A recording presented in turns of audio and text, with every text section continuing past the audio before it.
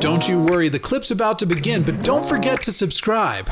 Or else. Don't make me turn this website around. We do have one last caller. Their name is Jack and Sophie. Apparently, when Jack says he loves his disability, it's a gift from God. When he says he hates it, it's punishment, and would like to know how to explain that kind of hypocrisy. So, okay. And evidently, right.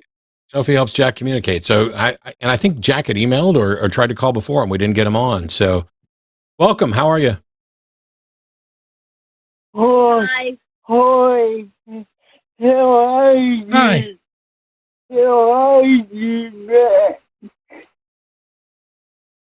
Hi, Jack and Sophie. How y'all doing? Good. Good. So Good. I'm an atheist. I don't believe in God, but I get offended when I say to people, oh, God made me disabled, and if they say no, but they'll say, if God heals me, it's from God. So how do I tell them that it's insulting because they can't have it both ways? I'm really sorry, Jack. I know you're doing your best, and I'm trying to focus. It's a little difficult. So if Sophie can help out for clarity, that would be useful. If not, we might just have to take it to email. Yeah, no, that's okay. This is Sophie. So, Jack just said he's an atheist, and he has a lot of trouble with people when they say that his disability is from God, and, you know, God created him this way, but then if God cured him, that's a gift from God as well. So it's but if I say I don't, or get rid not from God. Yeah, if he says he loves his disability, they say God's gift, and then if he says he doesn't, they say, well, that's not God. So he's just wondering, that's a bit of hypocrisy, insulting. So how should he deal with that? Is Jack just fucking with him then to get them to give different answers? Like, is he saying two completely opposite things just to expose their hypocrisy? Well, yeah, but it's insulting because how do I explain why that's insulting? He just doesn't know how to explain that it's insulting, that, like, it's a gift that he got it from God, apparently, but then if it gets taken away, that's also a gift. Like, doesn't that seem a bit double, like, standard? Yeah, I know that within a bunch of different views of Christianity, they'll argue that basically God puts trials in our path. You know, I have some friends who say, oh, you know, yes, people are born gay. God makes them born gay so that they will have to overcome that. Or God will give somebody cerebral palsy or muscular dystrophy or whatever. He puts an obstacle in their path.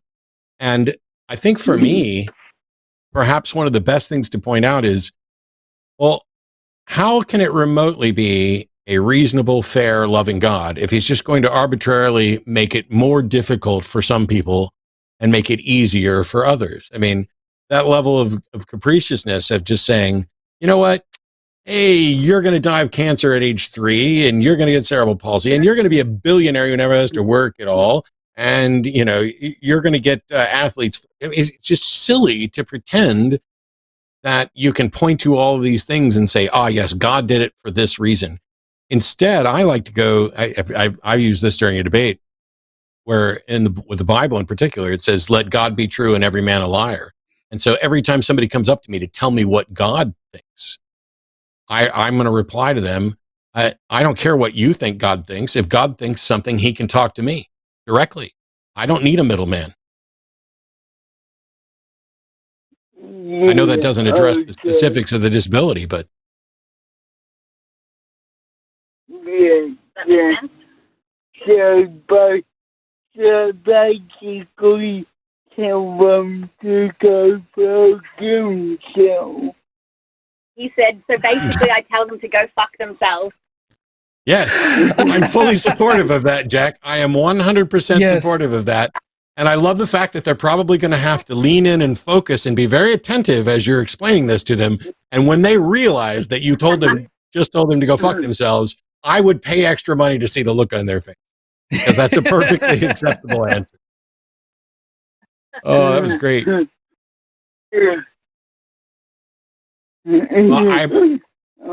I appreciate that, Jack, and I can't imagine the frustration of having to deal with something like that all the time.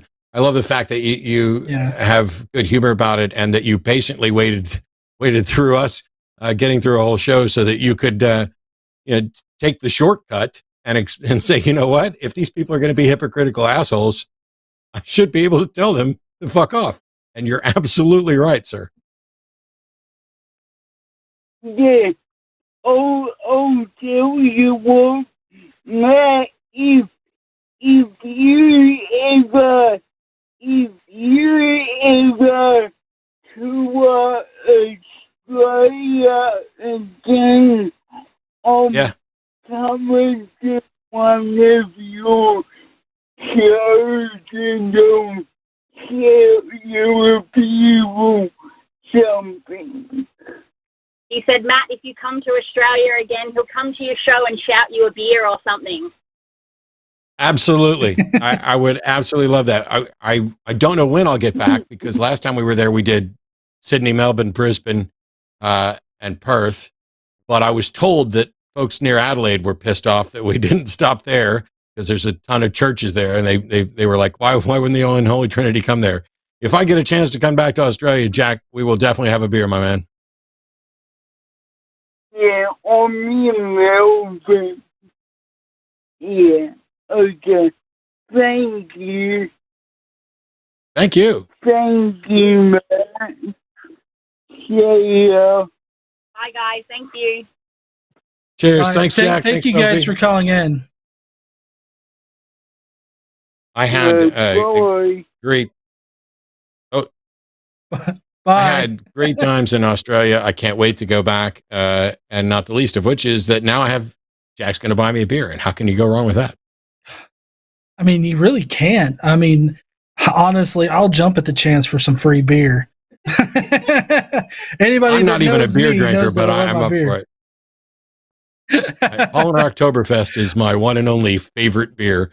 Although I found out recently there are several others that I like. Like we went out for sushi, and Christian had me try Kirin, and I was like, okay, and I tasted it, and I was like, yeah, that doesn't suck. But because I'm diabetic, I have to watch carbs, and alcohol's all carbs and sugar. And if I'm going to drink alcohol, I want it to be stuff I really like really good tequila or bourbon. But I'll have a beer from time to time. Well, I know how you feel about me and my Jack Daniel's apple whiskey. That's an abomination. I can't even believe you. Hey, listen, it tastes really good with Sprite. Like it's very good Just with drink Sprite. the fucking Sprite then, man. Sprite's good on its own. You don't have to ruin it with Applejack. The only Applejack I want comes in a box, and I pour milk in it. Oh, yeah. Hey, thanks for checking out this clip for The Line. While you're here, hit that like button, hit subscribe, turn on notifications, and then share this with that bitter uncle of yours who loves talking about the good old days.